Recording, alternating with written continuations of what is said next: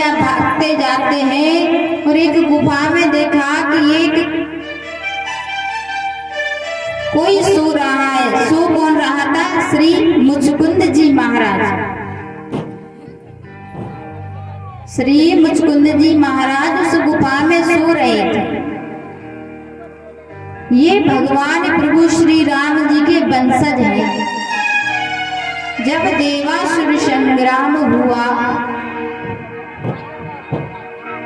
तब मुचकुंद जी महाराज से इंद्र ने सहायता मांगी कि आप मेरी सहायता करें। तब मुचकुंद जी महाराज देवलोक गए और कई वर्षों तक युद्ध चला। कई वर्षों तक युद्ध चला, कई कल्प बीत गए और जब युद्ध समाप्त हुआ तब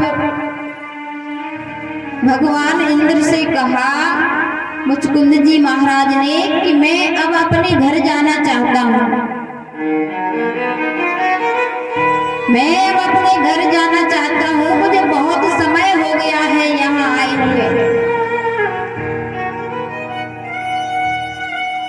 तब इंद्र ने कहा महाराज अब आप अपने घर जाकर क्या करोगे? वहां पर तो कई पीढ़ियां बीत गई। जब देवलोक में एक दिन होता है, उस एक दिन के बराबर हमारे मृत्यु लोक पर एक वर्ष होता है।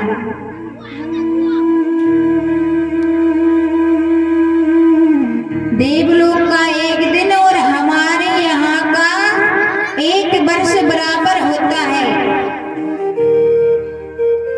वहां पर कल्प बीते होंगे, यहाँ पर तो कई कल्प बीत गए होंगे, क्योंकि कल्प की गणना कितनी है? 31 नील 10 खरब 40 अरब वर्ष का एक कल्प होता है।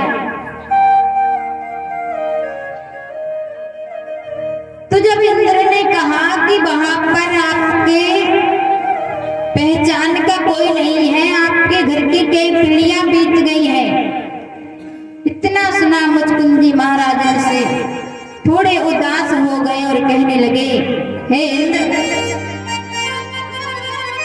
मैं अब जी भर के सोना चाहता हूँ।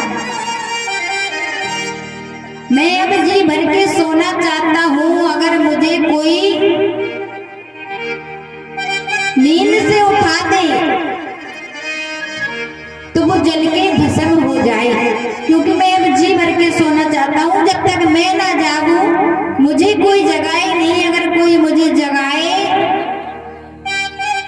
तो मैं उस पर दृष्टि डालूं और वो जलकर भस्म हो जाए। अब भगवान जिस गुफा में आए दौड़कर, वहां पर मुचकुंद महाराज जी सो रहे थे और भगवान ने अपना पीतांबर निकाला और मुचकुंद जी महाराज को उड़ा दिया।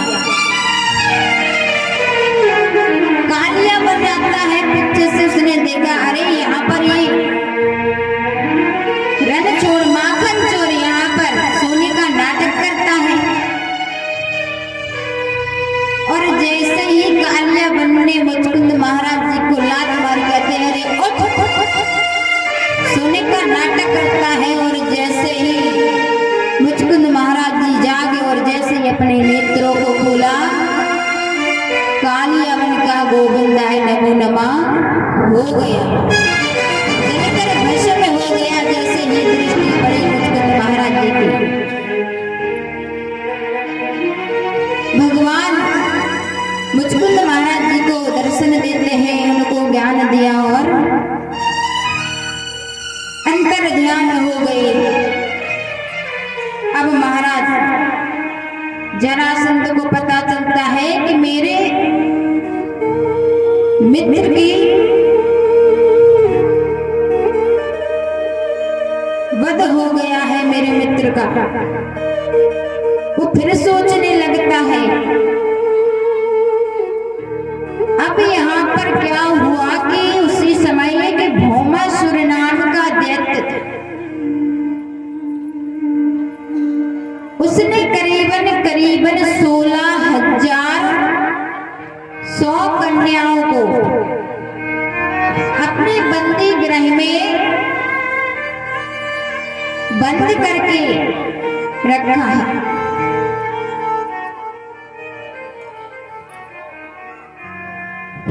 तब वह भौमासुर अपने मूर नामक मित्र को, दैत्य को भगवान के पास भेजता है। तब भगवान मूर नाम के दैत्य का उद्धार करते हैं। तब से भगवान का नाम पड़ गया मुरारी। अब भगवान जाते हैं, भौमासुर से युद्ध करते हैं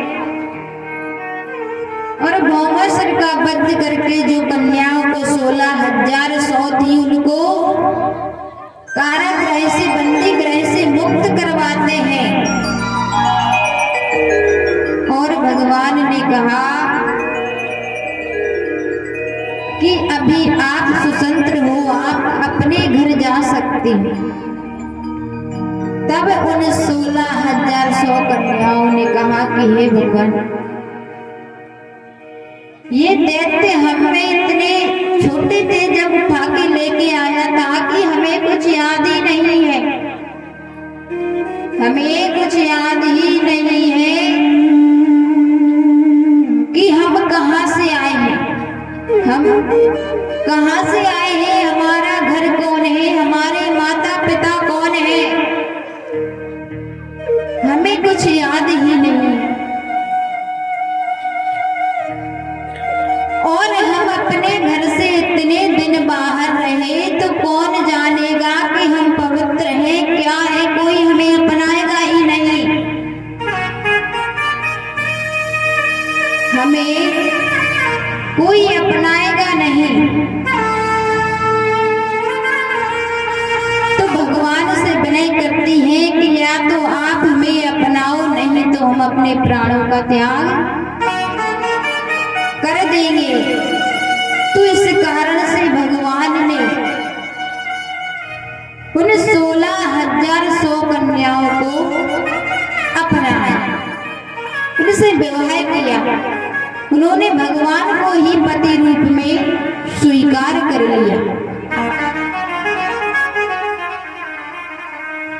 और महाराज एक और बात बता देते हैं आपको।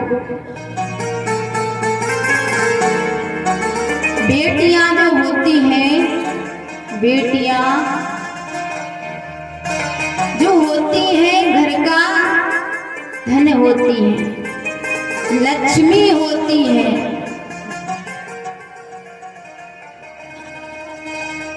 और अगर बेटियां सबसे ज्यादा प्रेम करती हैं तो अपने पिता से करती हैं।